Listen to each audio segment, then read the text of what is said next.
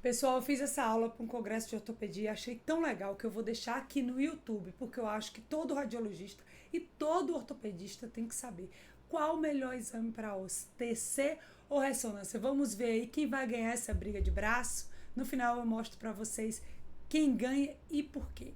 Então vamos começar pela ATC, eu vou falar alguns benefícios que a ATC tem sobre a ressonância e dando exemplos clínicos práticos. Então a TC ela permite cortes muito finos, com menos de 1 milímetro. Ela permite que a gente olhe o trabeculado, analise o trabeculado ósseo, a córtica óssea. Ela consegue ver se tem gás, consegue ver no tumor, quando a gente analisa um tumor, qual a matriz desse tumor, se ele tem calcificação, se ele determina reação paroxial, isso muito bem, a gente vai ver aqui.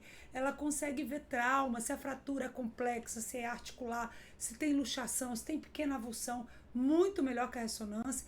Malformações ósseas pelo 3D, a gente consegue dar uma ideia que às vezes o ortopedista entende melhor, como as malformações de coluna, e no pós-cirúrgico. Então vamos ver alguns exemplos aqui, eu já vou começar direto mostrando a vantagem da TC sobre a ressonância com exemplos. Então esse menino de 11 anos veio pra gente com dor lombar e a gente viu aqui um sagital STIR, um edema ósseo no pedículo, indo até a lâmina aqui na seta azul. Só que a gente não tinha muita definição se tinha fratura, se não tinha, ficou meio difícil de analisar. E na TC a gente tem plena definição, que se trata de um traço de fratura incompleta na porção inferior do istmo interapofisário. Então, uma espondilólise mais incompleta, com ótimo prognóstico, segundo a literatura, muita chance de evoluir bem e consolidar. Vamos para o próximo caso. A gente tem um sagital T2 puro, a gente também vê um edema aqui adjacente, uma irregularidade no istmo que parece uma espondilólise, mas está meio difícil de analisar. E muitos laudos saem como irregularidade no istmo interapofisário exatamente pela limitação da ressonância. A ressonância é um método maravilhoso, mas para isso, para ver tabeculado cortical, é onde a TC ganha. E aí você pode fazer uma TC e vai ver que tem uma espondilólise mesmo, né, uma fratura completa e já tem inclusive uma esclerose aqui, ó, com corticalização dos bordos. E segundo a literatura, isso não consolida quando chega nesse nível. Os casos que foram acompanhados acabaram não consolidando, diferente do primeiro caso. Mais um paciente agora de 13 anos com dor lombar também, todo mundo com dor lombar. E aqui a gente vê no sagital STIR um edema aqui, ó, no pedículo, indo até a lâmina e sem muita definição diagnóstica, já estamos um pouquinho mais alto em L3. E aí, será que a fratura não é? Tá difícil de ver. Então complementamos mais uma vez com o TC axial, osso e coronal, janela de osso. E o que a gente viu? Uma lesão lítica, que a gente vê, inclusive, que ela determina esclerose óssea. Olha aqui como que está aqui a lâmina, ó, como está até o processo transverso. E no final, confirmou o diagnóstico, era um osteoma osteoide. Todos casos que a TC, mostrando o trabeculado ósseo, ela consegue ajudar na definição diagnóstica. Mais um caso interessante, esse paciente, inclusive eu levei para a minha sessão dos fellows, ele tem essa lesão com baixo sinal no teu, inclusive tem uma fratura patológica desse corpo vertebral. Então a gente vê que tem uma lesão com sinal baixo, tem um que vai até, ó, os processos, os elementos posteriores. E acabei dando dica para vocês, mas foi rápido. E aqui, ó, no sagital STIR, mostrando a fratura, a redução da altura e a extensão da lesão para elementos posteriores, axial T1, o pós-contraste mostrando a reação, a extensão, né, e o realce, né, e aqui o axial, difusão e o ADC. Então alguns acharam inclusive que restringir a difusão, e eu vou mostrar por que a gente não deve usar a difusão nesse caso. Então nesse caso a TC ajudou muito, que quando a gente faz a TC a gente já vê o quê? Que tem um aspecto de osso, não é um tumor, né? A gente já vê, quem tem experiência já bate o olho até na ressonância e já sabe que não é uma lesão tumoral, ao contrário do que muitos inexperientes pensaram na ressonância. É um Paget. Por quê? Porque tem aparência de osso dentro do osso, tem espessamento cortical e um trabeculado ósseo grosseiro, tem espessamento difuso do corpo vertebral, se estendendo até processo espinhoso. Isso é muito típico, muito clássico do Paget, e não tem envolvimento das partes moles. Então, mais uma vez, a TC, por mostrar esse trabeculado ósseo, ela é muito boa para confirmar um diagnóstico como esse de Paget, tá?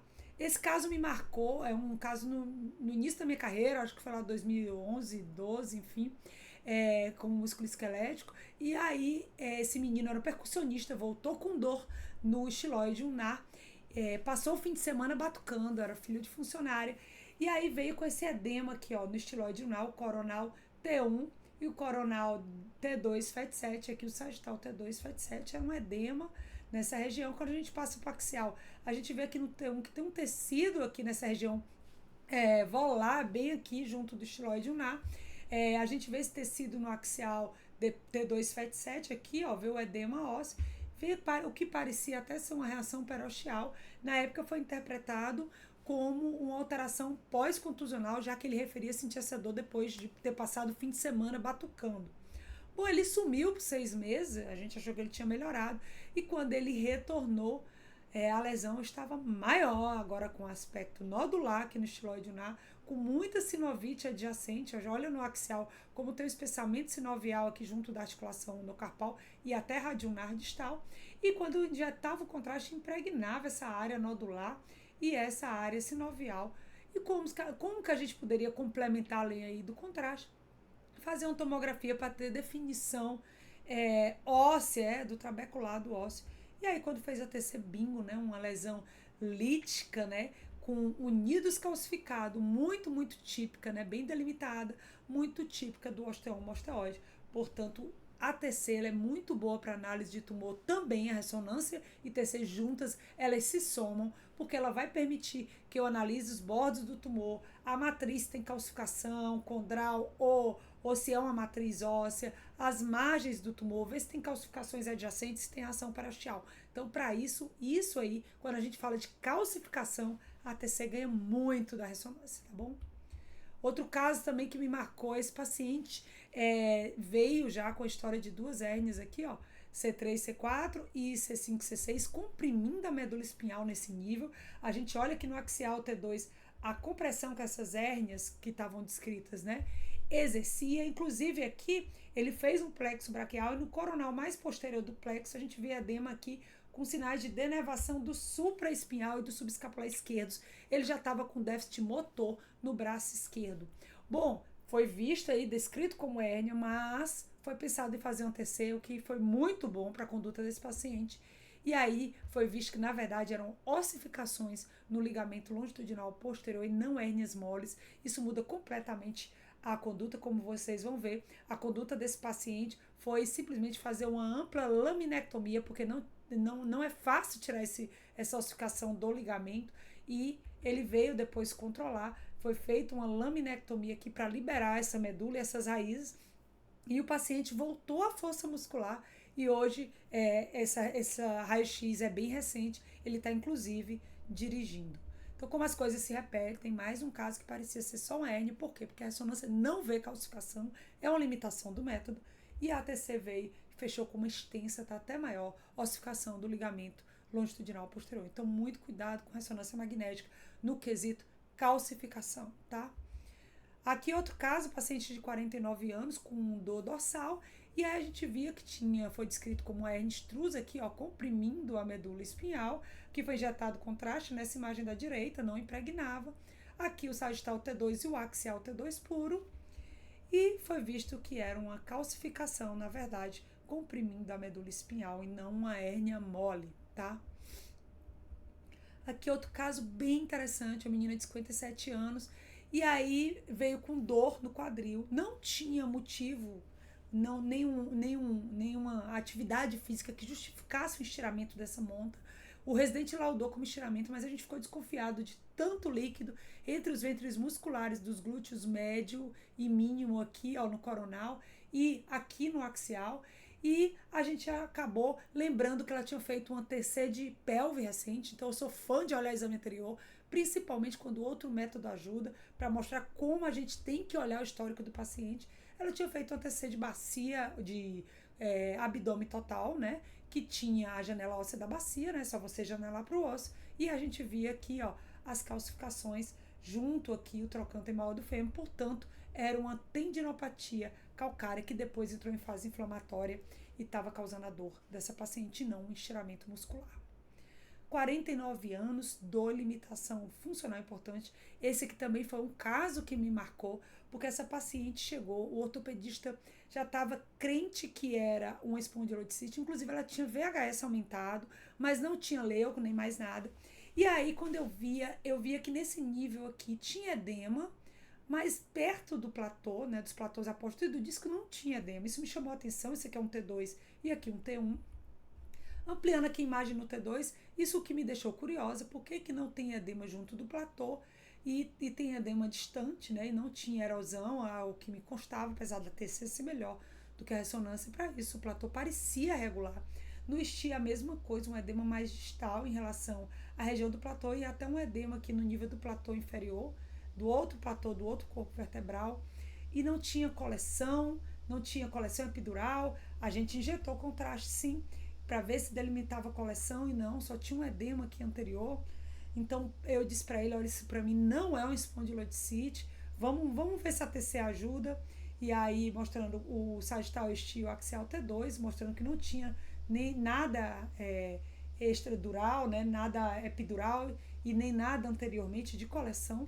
E aí a gente complementou com TC e bingo, era uma espondilodicite asséptica por cristal de pirofosfato de cálcio. Olha as calcificações discais com redução da altura discal. Lembrando que a paciente só tem 49 anos. Olha a calcificação no ângulo fibroso. Olha calcificações ligamentares aqui anteriormente. E, para fechar, olha o dente coroado aqui, uma calcificação superiormente ao dente do áxis. Então, a espondilodicite asséptica, que não tem um bicho, na verdade, né, por CPPD, ela pode acontecer. Esse artigo, por exemplo, estudou 150 pacientes internados e quase um terço era por CPPD, então muito cuidado, era 24% dos pacientes, então muito cuidado com esse diagnóstico diferencial, porque não precisa antibiótico, não precisava biopsiar, você pode conduzir esse paciente com tratamento reumatológico adequado. Então, mostrando aqui que o envolvimento da coluna pode acontecer com pirofosfato, além das articulações periféricas. Outra vantagem da TC em relação à ressonância é analisar fraturas complexas como essa do calcânio, ver o desnivelamento articular, né, o desalinhamento, que às vezes é pequeno, afundamento, ver fragmento deslocado, luxação, avulsões pequenas, isso ela é bem melhor do que a TC. E ela tem a vantagem da gente poder reconstruir 3D, como é essa coluna aqui. Então a gente já consegue olhar de cara e ver que essa coluna tem uma vértebra supranumerária aqui com megapófise transversa à direita. E eu consigo ver os elementos posteriores rodando. E aqui a gente vê uma fratura de húmero proximal. Então essa imagem 3D ajuda muito até o ortopedista a ter uma noção aí do que está acontecendo em termos de fragmento deslocado desse paciente. Outra vantagem da TC é mostrar malformação como essa. Esse paciente tem um hemivértebra, então quando você reconstrói, o ortopedista consegue ter uma visão tridimensional, obviamente, e aí você consegue ver essa resolução espacial para ver a coluna como um todo, tridimensionalmente, e ajudar aí na programação do tratamento. Outra vantagem muito grande é a maior rapidez e disponibilidade da TC. Então, ela é muito útil nos pacientes politraumatizados ou pacientes que estão agitados ou porque não estão tão conscientes, e como muitos internados, e aí é melhor fazer TC porque a ressonância vai ter muito artefato. Lembrando que a TC também é mais acessível nos exames de emergência, né, no pronto-socorro. Lembrando aqui dessa questão do tempo, por exemplo, para fazer uma TC de tornozelo, pé e ir lá da tíbia até o dedo do pé, menos de 5 minutos a gente faz o exame. Na ressonância eu vou ter que fazer um protocolo para o tornozelo, que vai ser de 15 a 20 minutos, outro protocolo para o antepé, que vai ser mais 20 minutos. Eu vou demorar pelo menos 30 a 40 minutos aí para fazer o exame. Então o tempo também é uma diferença importante. Na TC eu ainda tenho a vantagem de reconstruir, como a aquisição é muito fininha, a gente reconstrói com o MPR em todos os planos que eu quiser, eu posso obliquar do jeito que eu quiser. Isso é uma vantagem muito boa em relação à ressonância magnética, que normalmente é adquirida plano a plano, e mesmo quando a gente adquire volumétrico, não tem a resolução óssea que a gente tem com a TC. Lembrando que quando se trata de pé, especialmente, a gente divide o pé anatomicamente em 3, o amarelo em antepé, o médio pé aqui em verdinho e o retropé em vermelhinho. E lembrando que quando a gente faz a ressonância, a gente já viu que a gente vai ter que escolher qual pé a gente quer examinar, porque cada exame desse vai ter uma autorização e um tempo de exame. Portanto, se o paciente tem, por exemplo, metatarsalgia e fascite plantar, um vai estar aqui no vermelho, vai ser um exame do tornozelo, que é igual ao retropé, e outro vai ser exame do antepé. Além disso, não só o tempo, a gente tem que lembrar que o posicionamento é diferente, tá? A maioria do serviço nosso, por exemplo, faz tornozelo assim, com o decúbito dorsal, que é melhor, você pode angular um pouquinho, 10 graus, para poder retificar os ligamentos e ver melhor. E o antepé a gente faz em decúbito ventral para poder livrar aqui de carga essa área plantar aqui da cabeça metatarsal e ver melhor, por exemplo, os neuromas de Morton. Então, até o posicionamento vai mudar, sendo sempre 2 exames. Olha, por exemplo, um axial aqui de tornozelo e um axial do antepé. Então, são 2 exames na ressonância magnética completamente diferentes. O que na TC não acontece porque a gente reconstrói no sentido que a gente quiser. Portanto, se você tem um paciente com síndrome de Radiguilund ou fascite ou qualquer alteração que esteja aqui no retropé / tornozelo, você tem que pedir ressonância do tornozelo.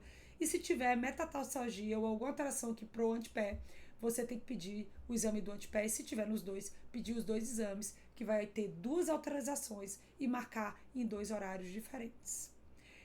Outra aplicação muito interessante da TC, que eu tenho vários casos, é de gota, né, para pesquisar cristais de urato monossódico.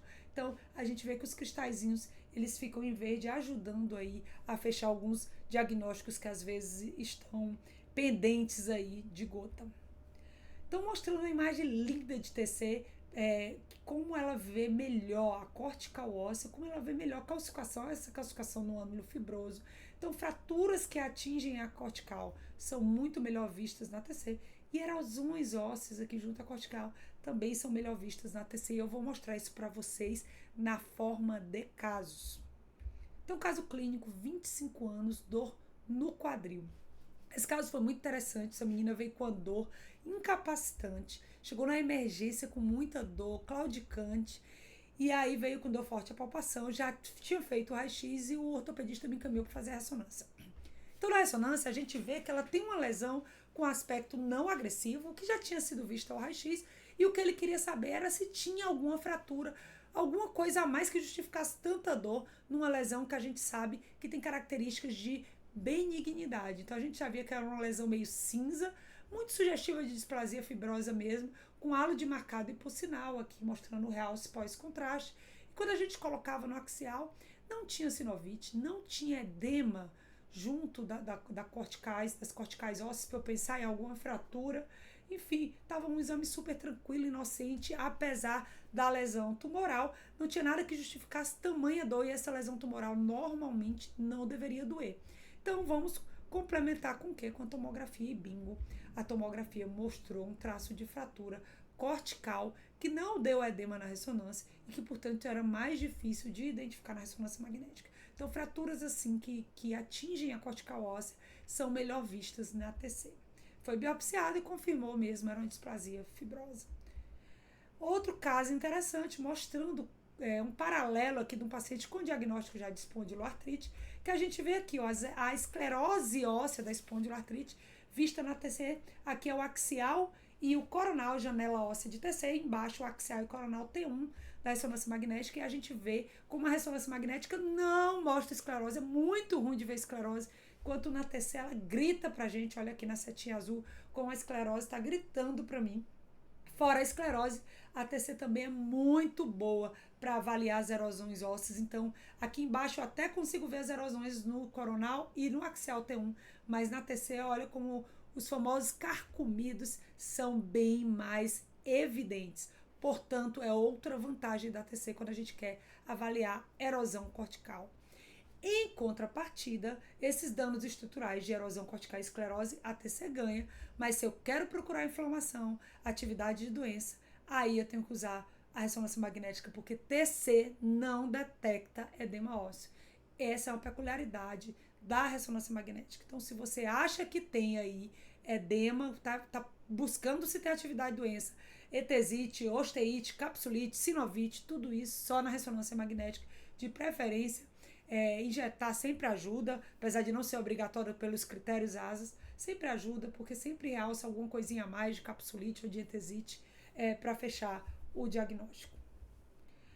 Outra vantagem da TC, gás. A ressonância não vê muito bem gás, não consegue diferenciar, por exemplo, um cortical ósseo de um gás, e aí fica tudo com hipossinal, enquanto na TC a gente vê aqui, ó, por exemplo, quando eu tenho uma fratura de corpo vertebral benigna, né, uma fratura que pode ser por osteoporose, você tem um sinal do gás ou sinal do vácuo, que na ressonância ele é visto como um sinal de líquido. Então, muitas vezes a gente não consegue ver esse gás, que é um sinal de fratura benigna e não oncológica. Então, aqui um caso meu, que o paciente fez uma fratura osteoporótica, olha como ele já tinha mesmo osteoporose na coluna, e a gente vê o sinal do vácuo, né, o sinal do gás, e aqui, ó, o sinal da fenda de líquido. O paciente fez 2 meses depois, então mostrando que até reduziu mais a altura do corpo vertebral, e no local que tinha gás, que a gente vê na ressonância, é o líquido. Esses focos pretos podem ser gás ou não, ou cortical óssea, ou até um pouco de necrose. A gente não consegue separar isso na ressonância magnética. Isso, a TC é muito melhor. Outra situação bem interessante, como a TC é boa para gás. Esse paciente veio fazer na verdade, ele chegou com esse ultrassom de outro serviço, eu fotografei a imagem do ultrassom do outro serviço, e alguém descreveu corpo estranho nessa imagem. Ela tinha tido um trauma no maléolo lateral, que não curava a infiltração líquida ali, o aumento volumétrico. E aí ela fez ultrassom e foi descrita essa imagem ecogênica como um corpo estranho. E aí fez o raio-x, muito inocente, e o ortopedista, qual seria o próximo exame? Raciocina comigo aí. Bom, uma coisa eu vou dizer para vocês, o que não poderia ser era a ressonância magnética, que é um exame horrível para corpo estranho. Só que o ortopedista pediu ressonância magnética e ela veio fazer ressonância magnética com suspeita de corpo estranho nessa região por causa do ultrassom. E o que acontecia? A gente vê a infiltração líquida aqui junto do maléolo lateral, mas não conseguia delinear bem nada. Então, quando ela fez ATC, a gente mediu o ROI aqui, era gás. Então, o que foi visto no ultrassom? Foi gás. Ela fez uma comunicação com a superfície cutânea e acabou acumulando um foquinho aí, ó, que mediu o mesmo tamanho do corpo estranho no ultrassom, um foquinho de gás na TC. Isso acabou sendo um fator confundidor para o ultrassonografista e na TC fechou. Então, resumindo, corpo estranho, faz raio-x, ultrassom em TC, ultrassom na mão de uma pessoa experiente, ela vai saber diferenciar melhor ou até sugerir um método que vai ajudar com uma TC, e não ressonância magnética, que não vai ver esse tipo de coisa. Então, mostrando como a TC mostra bem o gás. Inclusive, se você olhar retrospectivamente, o foquinho de gás já estava aqui. Lembrando, para corpos estranhos, eles podem passar despercebidos e ser assintomáticos. Muitas vezes são achados de exame. A gente só vai reconhecer o que conhecer. Então, se a gente pensar nele, a gente vai fazer diagnóstico com mais frequência. Eu adoro esse tema. O raio-x é o primeiro exame, depois o ultrassom, nos exames mais superficiais. Na maioria vai fechar diagnóstico, e nos casos duvidosos ou profundos, aí você pode fazer TC. TC principalmente para corpos estranhos mais profundos. A ressonância é principalmente para complicações como abscessos, osteomielites, ou diferenciais quando você não descobre o corpo estranho e quer examinar melhor, já fez os outros métodos, tá bom? Lembrar que é prudente localizar a arma de fogo, né? Os PAFs, antes de fazer a ressonância, pelo risco deles esquentarem ou se moverem. Então, eu não arriscaria fazer ressonância num paciente que tem um projeto de arma de fogo muito próximo de uma área nobre, tá? A gente não precisa dar o diagnóstico ao corpo estranho, essa é metal, enfim, mas a gente tem que informar que é o corpo estranho, ou que não é, porque no caso de um foquinho gasoso, por comunicação da pele, não chega a ser um corpo estranho, tá? Nunca começar pela ressonância. Ressonância é o último exame quando se trata de corpos estranhos. E por que falar de corpo estranho? Porque passam despercebidos, porque a gente deve reconhecer e porque podem causar processos e até serem temas de notícias, como este caso lá em São Paulo, de um morador de Poá, que foi pro hospital com corte de vidro e aí suturaram e mandaram para casa um paciente com um caco de vidro desse tamanho aqui, olha o caco de vidro na mão dele, na mão, porque não fizeram o raio-x, e depois quando voltou com dor, aí sim fizeram o raio-x e mostrou o caco de vidro. Ou esse caso aqui, bem elucidativo, bem clássico do Rio de Janeiro, né? O paciente estava no Réveillon, sentiu, andou no metatarso, foi no hospital, suturaram, mandaram para casa, não fizeram raio-x, porque acharam que era, enfim, corte comum, e aí ela continuou com dor, ela insistiu pro raio-x e quando foi lá no hospital, tinha simplesmente uma bala de fuzil no pé dela. Outra vantagem da ATC são todas as contraindicações da ressonância, né? A ressonância tem muitas contraindicações e a ATC nenhuma, então você pode botar todos esses pacientes na tomografia. Outra grande vantagem da ATC, avaliar pós-operatório. A ressonância e a ATC se somam no pós-operatório. A ressonância é muito boa para partes moles, para coleções, enquanto a ATC ganha disparado para avaliação dos dispositivos utilizados e avaliação óssea. Vamos ver um exemplo aqui. Essa paciente tinha 70 anos, fez uma cirurgia para hérnia há muitos anos, mas estava com dor. A ressonância não mostrava nenhuma hérnia nova, nada que chamasse atenção no canal, mas me chamou a atenção essa área hipoatenuante aqui no T1 junto ao espaçador discal, sabendo que não é um método adequado para ver isso. Os parafusos estavam ok, com trajeto preservado, não tinha osteólise. Me chamava a atenção essas áreas, né, radiolucentes, tanto aqui nesse isquio interapofisário, como nas articulações facetárias de L4, L5 e L5 S1, mas ok, às vezes elas não funcionam mesmo por completo. Mas quando chegava no espaçador discal, isso sim me chamava a atenção. Era completamente rarefeito, não tinha ponte óssea de um platô para outro. Aqui, ampliando a imagem no sagital e no coronal, a gente vê essas áreas lucentes junto do espaçador discal sem nenhuma ponte óssea. E aí, eu passei isso para o ortopedista, que acabou reabordando essa paciente por pseudoartrose ali no espaçador discal e colocando queixos maiores. Então, ele reabordou anteriormente com queixos maiores e só fixou aqui as sacroiliacas. Então, ele botou queixos maiores, olha aqui o pós-operatório, isso aqui foi 2020, aqui 2 meses depois já mostrando os queixos, né, os novos de abordagem anterior, maiores, com um enxerto ósseo aqui dentro. E mostrando como evoluiu bem em 2021, como formou o osso aqui, ó, que é o que a gente almeja dentro do espaçador discal. E se estabilizou tanto que lá atrás, onde ele não mexeu, houve fusão ali daquelas regiões que não tinha fusão anteriormente. Olha como sumiu essa área radiolucente nesse caso e olha como sumiu essa área radiolucente aqui também nas facetárias. Então, mostrando como estabilizou a presença do espaçador maior com formação de ponte óssea. Isso só quem dá com segurança é a ATC. Aqui, ó, mostrando aqui, ó, nas setas azuis a evolução, como estabilizou e fixou melhor.